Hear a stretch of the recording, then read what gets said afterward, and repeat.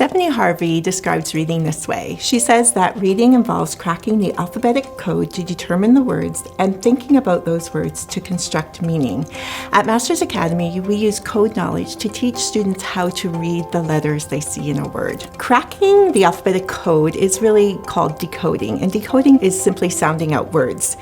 The program we use at Masters to teach students about decoding is called sound thinking. And we talk to students about sound pictures. There are two types of sound pictures. One is called a simple code sound picture, and the other is called a complex code sound picture.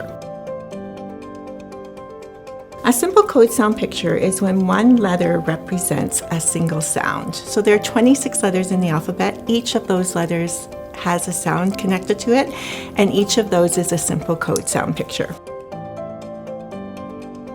A complex code sound picture is when one or more letters work together to create a sound. So for example, on this board I have the letters S and H. S on its own says S, and H on its own says H. These are simple code sound pictures. When I put these two letters together, they create a complex code sound picture that says sh. Another example, I can show another example with these two letters.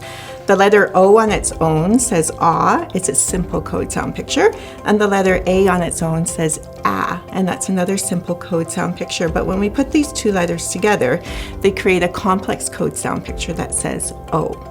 When we're teaching students about sounds, we use a technique called mapping.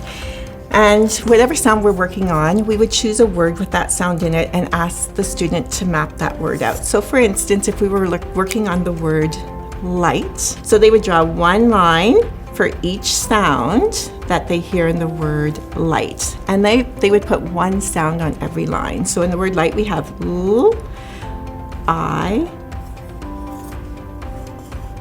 T. The letters L and T are simple code sound pictures because they are one letter representing one sound.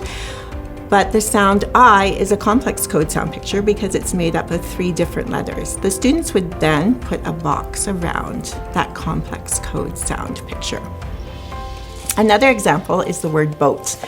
So if we're working on the O sound, we'd ask the students to map out the word boat. Again, boat has actually 4 letters, but only 3 sounds. So they would draw 3 lines on their whiteboard, 1 line for every sound.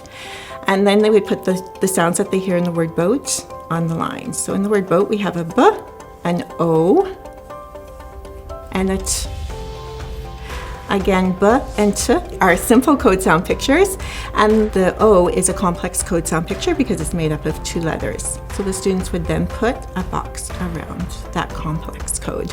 This is a great way to practice your sounds at home as well. You can give your child a word to spell, and they would map it out, put a sound on each line, and then put a box around any complex codes they see in that word.